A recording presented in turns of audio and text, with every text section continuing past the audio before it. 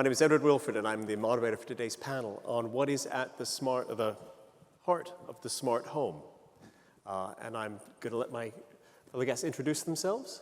I'm the Senior Principal Analyst for IoT Hardware from Omdia. Hi, I'm Scott Harkins. I lead the sales organization within Resideo, which is a leading manufacturer of smart home equipment. You might know us various brands, including Honeywell Home.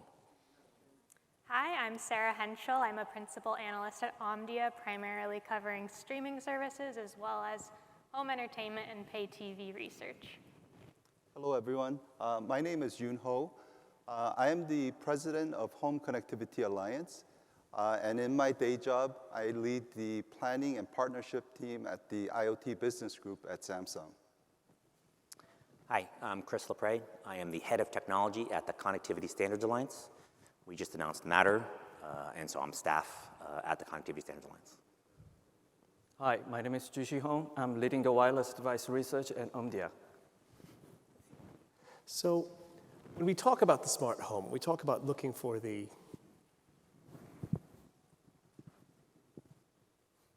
heart of it. There should be a slide up here at this point. There we go. Yes. We talk about connecting the smart home. What we see here is some Omdia research done by myself and my colleagues about where connectivity chips fit in. And I'm just using this not because we're going to talk about connectivity chips today, but because we're talking about how a market is it fair to say it's fragmented? It's fair to say it's divided. So there's all sorts of different elements. There's protocols, there's technologies. Some are good for one thing, some are good for another. We talk about the billions of chips that are going to go into a smart home, the billions of devices that go into a smart home. The one thing that they all need to do is be connected. Is it fair to say that connectivity is the heart of the smart home? Is it still Wi-Fi? Is it the new ultra-low power elements that are coming through? What is going to drive the growth in the smart home? What are the standards that are in the hunt, and what are they good for? And what can we leverage those standards for to push the smart home in new, more innovative directions? How does whole home connectivity fit in? There are all sorts of questions that need to be asked.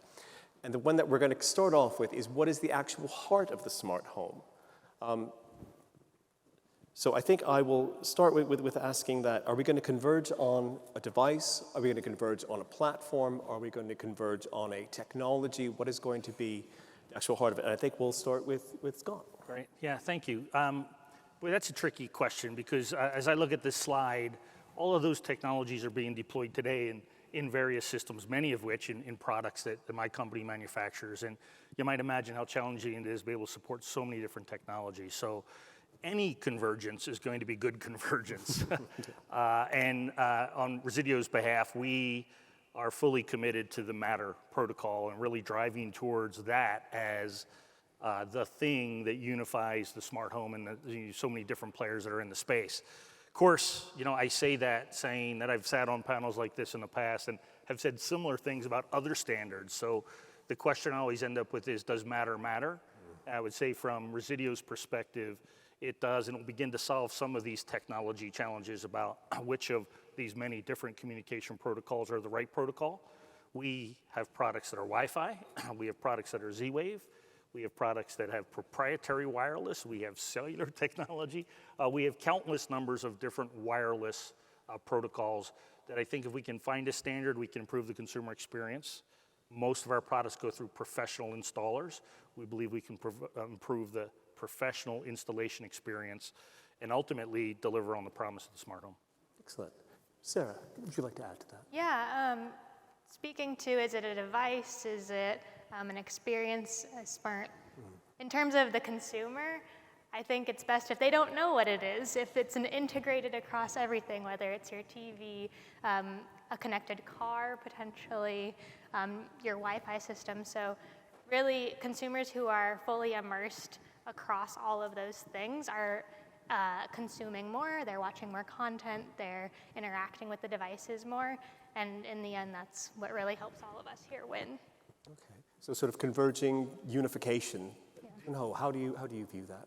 Well, I think, I agree and support everything that was said, and but we take, at Home Connectivity Alliance, we take a slightly different approach, and that slightly different approach is, when you talk about the heart of the smart home, the way the Home Connectivity Alliance members, which are large appliance, like the devices like the ovens, the washers, HVAC, When we look at the smart home and when we talk about the heart of the smart home, we think about this as an everyday use case, right? So I think what we are focusing on, really refocusing to say, it was maybe not a lack of technology, not a lack of effort or initiative or smart people, right?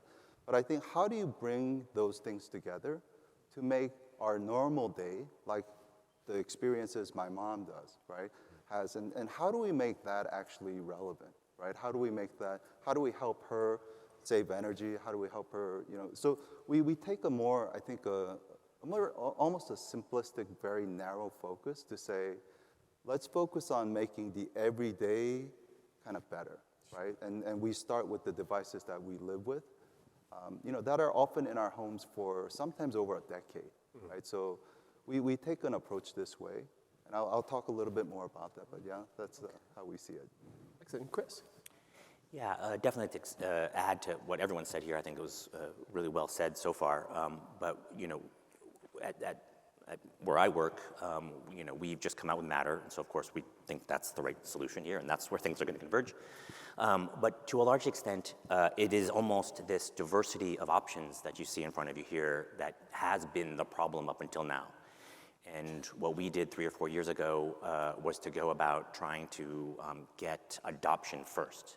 So to get the right players in the room and have them come to the table and say what they want, and then make sure we kept them all along, such that now we've announced Matter a couple of months ago, and it is still adoption that is that they've all committed to already, and that will bring this forward. And that's not to say that any of these other protocols don't have lots of value to add. We certainly don't want you to be running out and throwing all those devices, into landfills around the world. There's ways to bridge in other technologies. I think Yoon Ho and I will both talk about, the differences and similarities between how we're going about things. And then both of those solutions are needed. But it is, I think, very much like what Sarah said, it has to be easy to use, and it has to just work. Consumers don't really care what the color is on this. They want it to just work, and that's why we're here. Great. And Jusy? Okay, as a smartphone analyst, I want to mirror the smart home through the smartphones. I think what makes smartphones smart is the applications.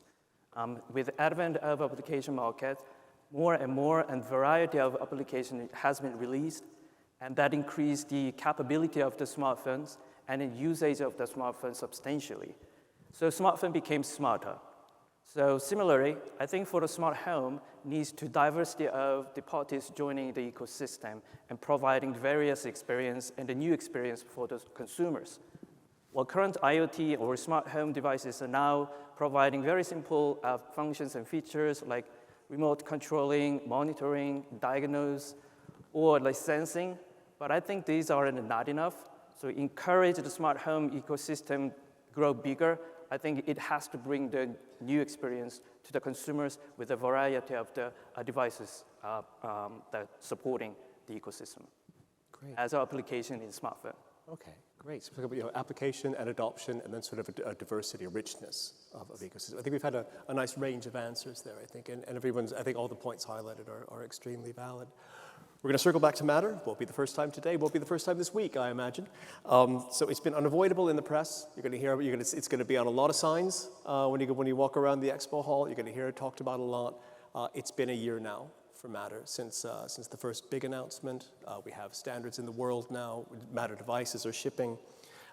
Will smart home connectivity be shaped by Matter going forward, either in going along with it, or in reacting to it in some different way? And I'm going to start with Chris on that.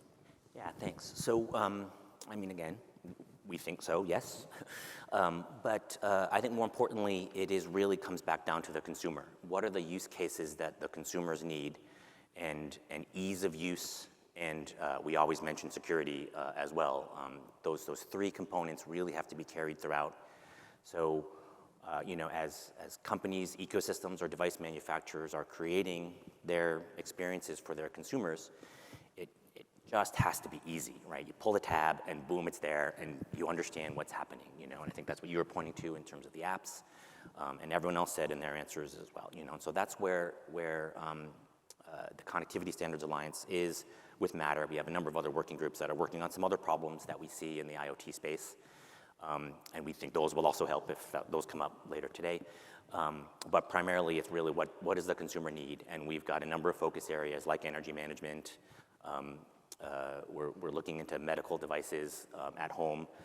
So a couple of other sort of slices across what you might want to call a layer cake of smart devices that may be in the home in the long run.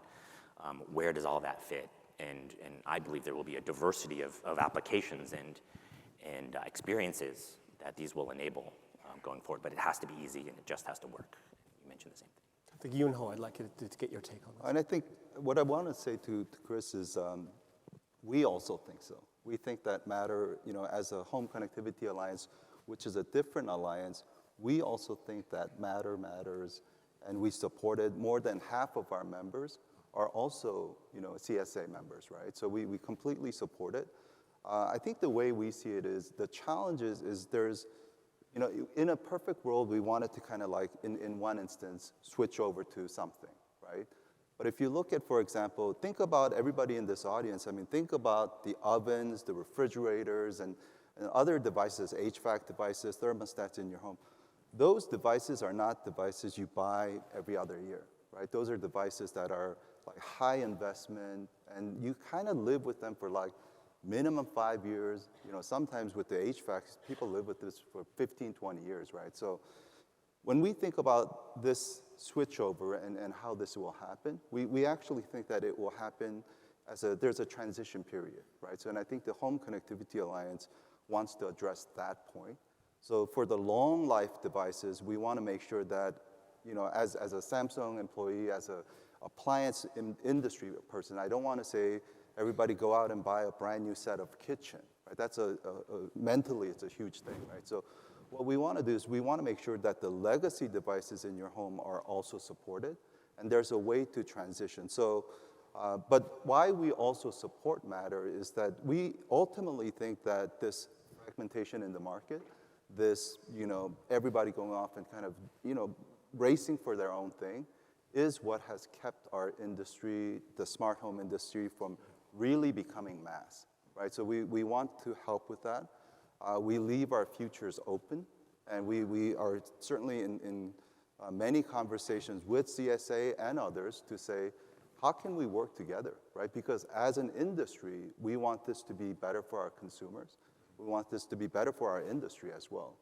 Yeah. I still do think that the smart home is not mass yet.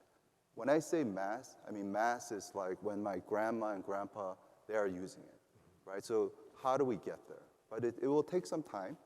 But we absolutely believe in the Matter vision. We believe in the CSA vision. We support it. But we want to figure out ways to do there and not have to replace the entire kitchen or the living room all at once, right? So that's why I think we want to take care of our consumers.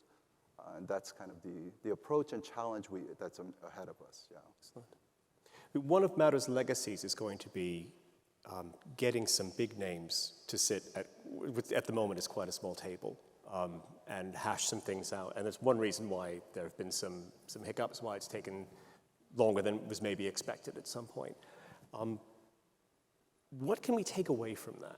I mean, from our experience here in the sandbox of smart home, saying we're going to get Apple and Amazon and Google and Samsung and IKEA and a whole bunch of people to get together and work for the good of the consumer and still enable competition.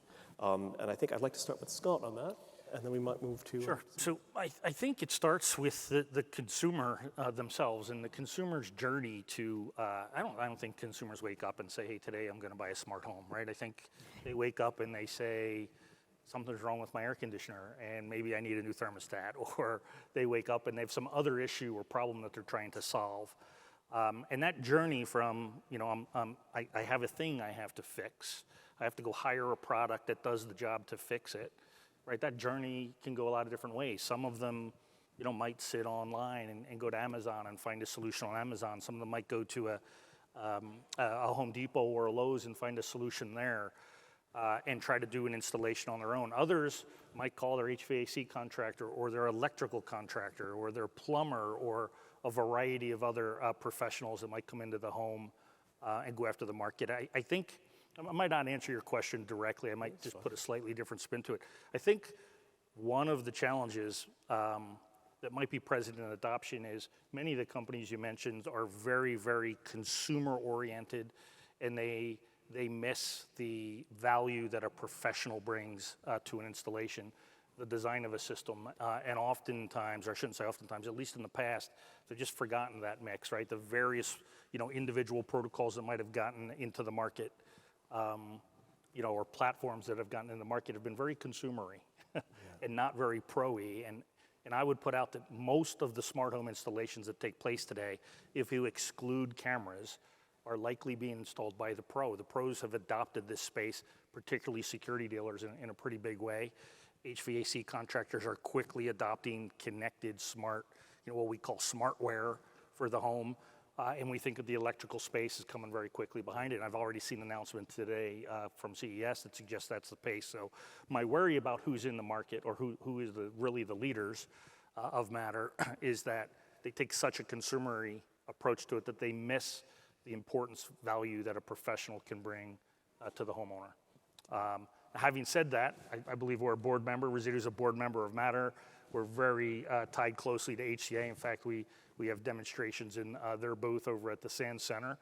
We're also a board member here. Yeah, a board member. And so we believe convergence is super critical, but it has to be in such a way that the entire value chain is thought of.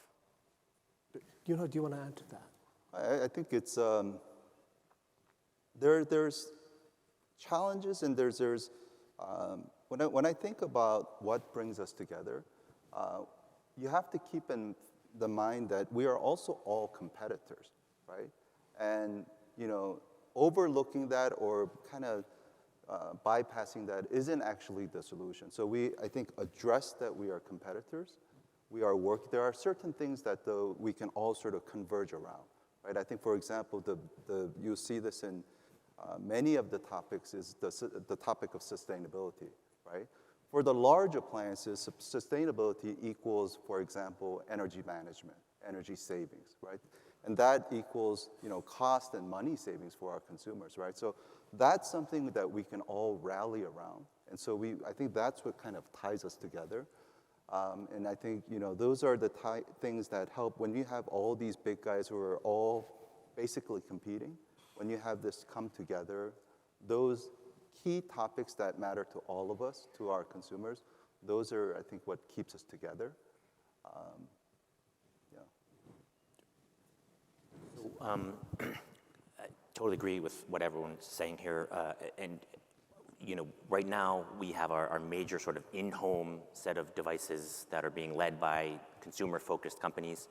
Earlier when I mentioned use case, we also have a number of groups that are focused on these other use cases, installer-based use cases, commercial use cases, which have completely different sets of requirements. And so those are all on different trajectories to be released. And whether or not the Matter name makes sense to use there or not, that's all separate questions that need to be addressed.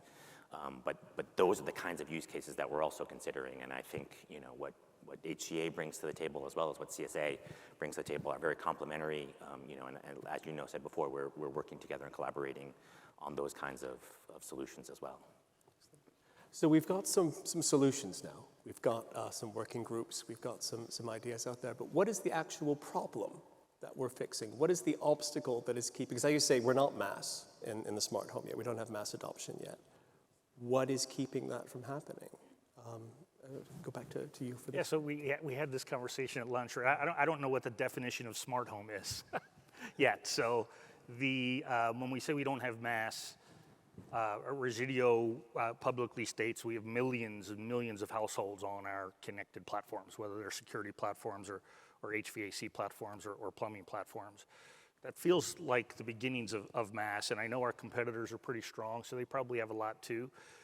I think when we think about smart home, though, this is going to be the way I define it for the sake of this conversation, is that does this stuff all work together? So does my thermostat in my home work with someone else's water equipment or appliances or et cetera? And the answer is no.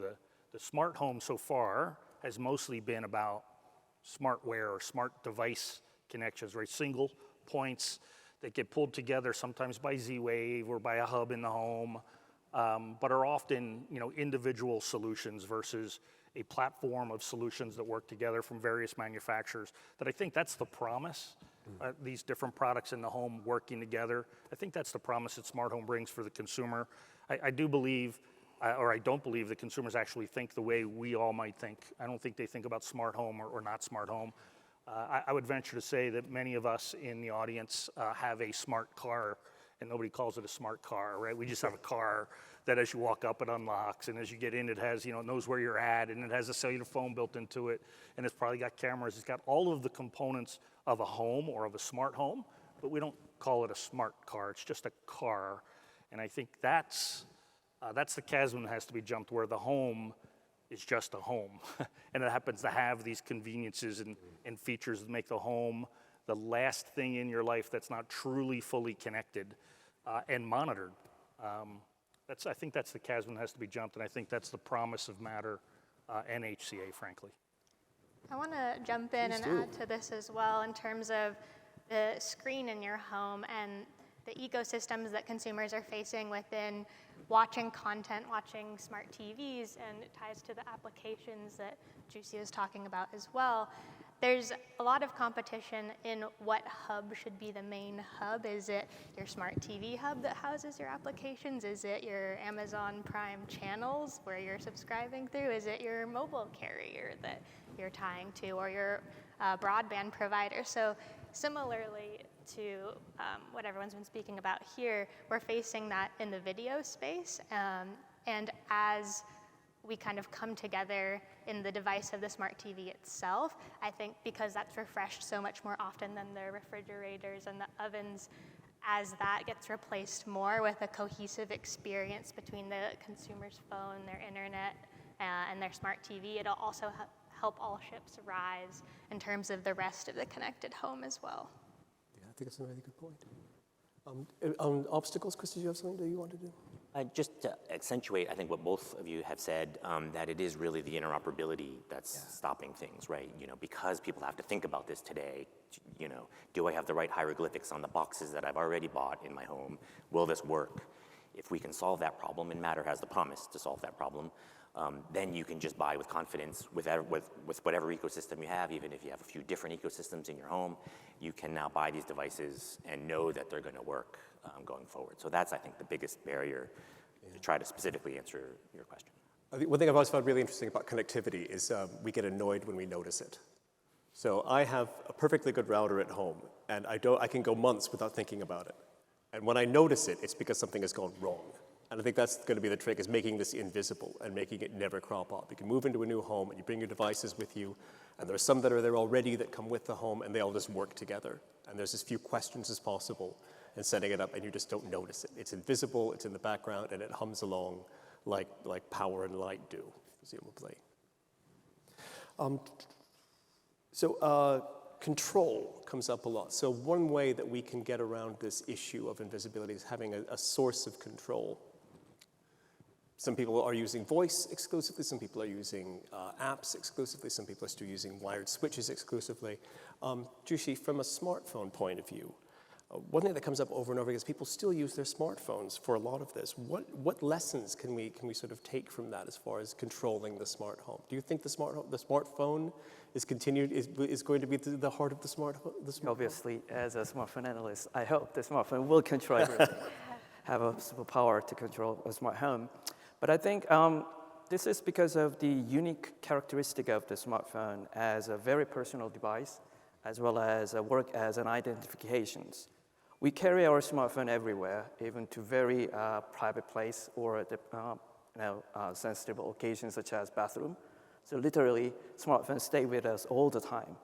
And in addition to that, there is no other mobile or the personal device as powerful as smartphones. As of the Q3 last year, more than 90% of the smartphones was powered by an octa-core above CPU and SoC. so that the other adjacent IoT devices and home devices more like working as an accessory, not the main control.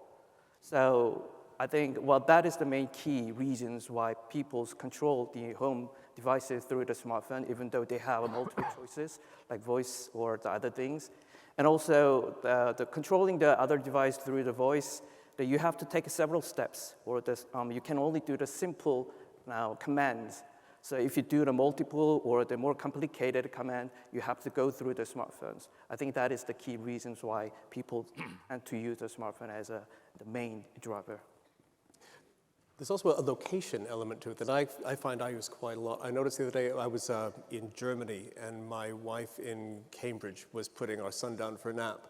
And I got a notification that a parcel was coming. And remotely, I was able to switch off the doorbell. And that's our amazing future that we live in, folks. That's the glorious promise of a new dawn.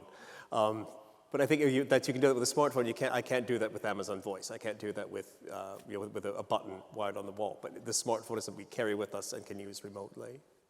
I was going to say, in terms of control, the way I think we look at it is that there's an appropriateness per device, per interaction, right? So, I mean, and all of our members in the Home Connectivity Alliance have been sort of guilty of this at some point, but it's kind of like, when I talk to my washer, right, how do I want to talk to my washer? And do I really need my washer to be like whispering like weather news to me, right?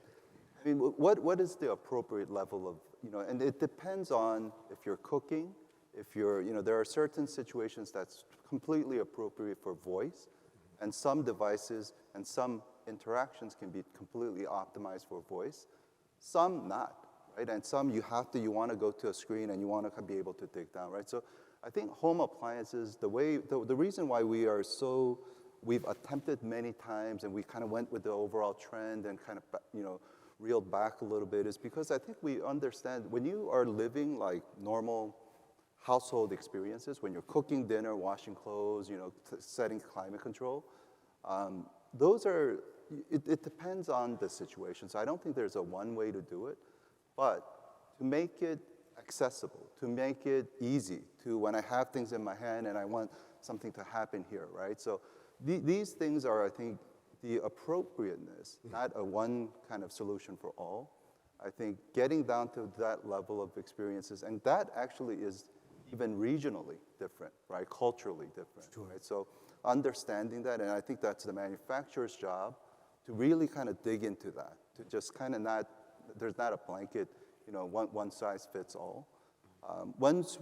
The more work we do to figure that out and to make that meaningful, I think that'll actually make it meaningful. That'll be the catalyst to take it to mass, right? So. Just really quickly, to look at that a different way, I think of it, and this is more me thinking of it, in terms of experiences, right? Like, what are the experiences that a smart home or your home should be able to do for you? And I don't know that we know all the right answers yet, right? Like, I think a lot of, if there starts to be a common language, like maybe Matter, or the way that Matter even gets used, so a level above what Matter is doing today, then we can really start to get some data to then really start to learn what those experiences are and how consumers in different regions and doing different tasks want to interact with their devices and have things happen automatically for them in ways that we really can't do today. Those ecosystems or whatever it is, those products are guessing today, right? And half the time they're wrong, and when they're wrong, it's worse than not doing anything, right? So getting that to that right level where machine learning and AI and those kinds of things can really start to help really begins with a common set of exchanges. By the way, I completely am in agreement with what Scott said in terms of being just a home. That's when it worked, right? So that's where we should be aiming for. Right? Following on a bit from that, and also from what Jusy was saying about the smartphone, it's interesting to me to see how much of the pedigree of the smart home comes from devices that include both smartphones and also more traditional home elements like televisions and set-top boxes and things, sort of the processing, the connectivity. What lessons can we learn? What can we take from sort of our experience with streaming platforms and how that sort of can apply to the smart home? Sarah, I'd like to start with you on that. You touched on it a bit earlier. Sure. Well, I know recently, many of the streaming services have started to implement advertising. Disney Plus has added it, Netflix is adding advertising, it's been a part of Hulu, and that's kind of a new frontier, but back when Hulu launched, maybe around 2015, people would be very frustrated when they'd see the same ad throughout an hour 5 times.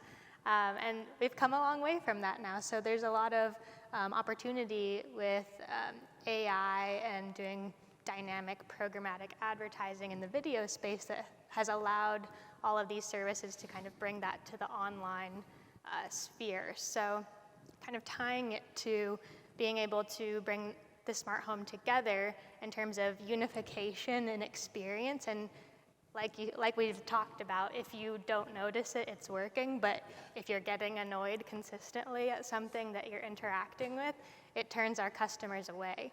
So it's really creating that seamless experience, and I think video's seeing it in a lot of those ways, but it's going to be even more imperative, like when you're cooking and want to know about some ingredients in a recipe, or asking if I can feed this to my dog. Just anything like that. I think there's lessons that we're all learning that AI is really going to help push us forward, and to not annoy our consumers.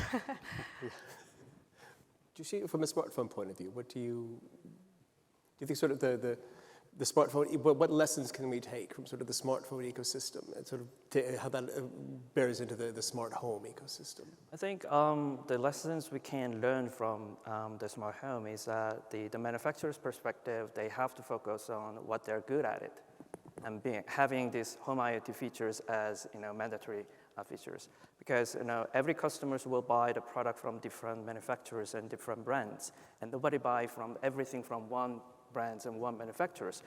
If we buy everything from one brand, then we can enjoy it in a perfect compatibilities and a perfect the home IoT experience. However, we already have refrigerator from A company, TV from B company, smartphone from C company, and this will happen again and again. So that having a home IoT or connectivities have a mandatory features. And then thanks to the alliance such as CSA and Home Connectivity Alliance, so that everyone is open the source and their data together, and they're sharing that together, so that everyone can enjoy or win the situations in the home IoT ecosystem. So that the manufacturer's perspective, well, they're focusing on what they're good at it, making TV good, making refrigerator good, making a washing machine good. I think everyone will enjoy the win-win situations. And besides to that, as that we talk about using the database that we collected from the home IoT devices can be work as a marketing tools and also promotion tools, and understand the customer's behavior will be a next business model for the home IoT system and smart home. And also, just to piggyback off of that, there's a lot more room for growth across all of these ecosystems. I mean, imagine if I could just say to my TV, play the top comedy series for me right now. It wouldn't work today, but I mean, you could do that within Netflix or within a certain application, but we have so much more runway to create a seamless experience. Scott, did you want to? Just a quick comment based on your comments that had me thinking about at least the world where I play in, where unlike a television, my products are typically on all the time, 24/7, 365, and they're connected all of the time. And probably one of the takeaways from the way television has changed over the years is the services portion. So often, I've been in this space for a very, very long time, too long to talk about, but with technologies that don't even show up on this list anymore. The like X10, right? That was the 90s. But I think a thing that's often forgotten in our space and has been a challenge in the smart home world, especially in the early times, was so many products came to market that there's not a lot of thought put into the costs associated with keeping a product connected full-time 24/7. And if there's not a path towards services, that product is probably not going to be there for a very long time. So many products that have come to market that were, frankly, competitors of mine that were really cool just can't survive without finding a path to services. In our world, those services we believe will be provided by professionals, security dealers, HVAC contractors, but it's just something to keep in the back of the mind about something that could potentially derail the smart home. Isn't the product, does the thermostat actually control temperature, but is the company that came into the space that has a cool idea, have they thought that cool idea all the way through and figured out how to monetize it over the long haul? Because something that even costs 25 cents a year, when you have 10 million of those connected, that's $2.5 million per year to keep it connected and operational. And trust me, it costs more than 25 cents per year. So it's just something we have to think about. And I think the television and the Netflixes and the Hulus have found a way around that. I think to touch a bit on something we talked about earlier, that I do strongly believe that the world tends towards OTT, and that we're going to get into more, the device and what goes through the device will be managed slightly separately, and the people who can get my revenue from both, I think, will be the ultimate winners. Getting slightly short on time, I want to just say, so it's CES 2023. We're going to skip ahead a year. It's CES 2024. We're sitting here again in these same chairs. What's the number one story from the last year, do we think? So start with you because you're next to me, Scott. What happens over the next year? What's the big story? We're going to be talking about standards still. I think we're still going to be talking about the early stages of Matter, NHCA, and adoption in the marketplace, because there's a lot of people that have to adopt it. Though I think we'll see traction in the market. I think there'll be a healthy number of products in the market that provide real choices to consumers. I'm not sure consumers will know what it is yet, but we'll be talking about it. And I think we'll still be talking about, has the smart home been realized? And I think, unfortunately, I think the answer is no. And I only say that because I keep going back to, I don't think consumers think about smart home. They just think about being in a home that's safe and secure and comfortable, and easy to live in. And so I think a lot of the topics that we talked about last year, and I guess CES didn't happen the year prior to that, but a couple of years ago, we'll be talking about still next year. Sarah? I think something we'll be focusing on is affordability for the consumer versus profitability for all of these companies. It's really, we're doing a lot of the groundwork right now to make it happen, but is it going to be feasible with prices rising, and finding what works for each consumer household? CES is special for HCA because we launched actually at the last CES. So we're only 1 year old. So tomorrow we will be announcing our Spec 1.0. So in 1 year, we've been able to work hard and get that done. So all of 22 was focused on getting the interop working, right? All of 23 is going to be solely focused on saving energy for our consumers, right? So that's kind of our square focus. So in 1 year, I hope to come back and say, so tomorrow I'll be able to say, here's the spec that makes everybody, the appliances work together. I hope in 24 we'll be able to come back and say, we've saved this much money, right? So that's kind of our goal and focus, yeah. Excellent. Chris? So, we feel like we've laid the groundwork for the standards. I think Scott's answer was pretty similar to where I'm going to go here. And we've got a number of releases coming out on a 6-month basis to expand on that, where we're working on new device types, and hopefully other manufacturers, service providers are going to come and work on other layers of functionality. When I was talking about services, I was using the word experiences, but are similar to what you were talking about in terms of those. And so what are those new ones going to be? We're looking into cameras, energy management, and medical devices to be layered on top that we feel in the home are going to be really necessary to help bring about change, necessary changes to save energy and to help with healthcare costs, for example. Jusy? Although many people say that there hasn't been any innovations in smartphone hardware, but actually the smartphone has been upgrading and then adopting the new features and functions and the sensors. Well, we all know that the smartphone is now adopting the UWB and also TOF and LiDAR. These are the sensors has been with the smartphone many years, but we haven't seen any killer content yet. But I believe that this new, the components will bring the new experience along with the smart home devices. So that next year, I am looking forward to see the new user experience by utilizing these sensors and components. Fantastic.